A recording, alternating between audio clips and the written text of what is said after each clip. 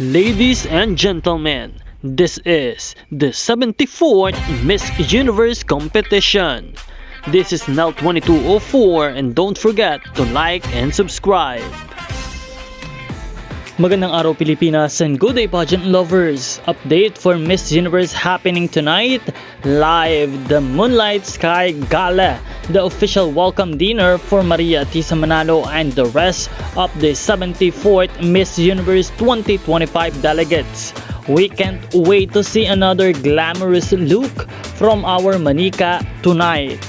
Alam naman natin na start from the day 1 of the competition hanggang sa day 2, day 3, day 4, day 5, and day 6 ay talagang pinaghandaan at nakikita nating handang-handa ang ating pambato na si Maria Atisa Manalo. Talagang pinag-isipan ang kanyang mga styling, ganun din ang kanyang mga kasuotan.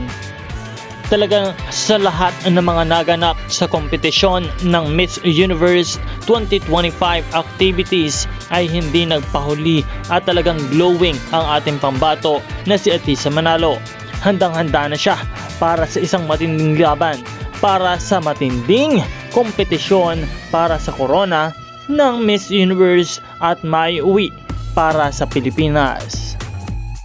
Kaya naman mga kababayan, magbibigay po tayo at patuloy na magbibigay ng mga update sa kaganapang ito live happening tonight sa Miss Universe na nangyayari sa Thailand.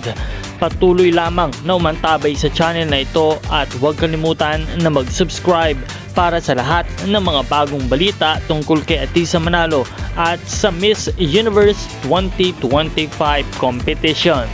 This is Nell 2204, ang inyong pageant insider. Maraming salamat sa panonood at maraming salamat din po sa pag-subscribe. Naway patuloy nating suportahan ang ating pambato.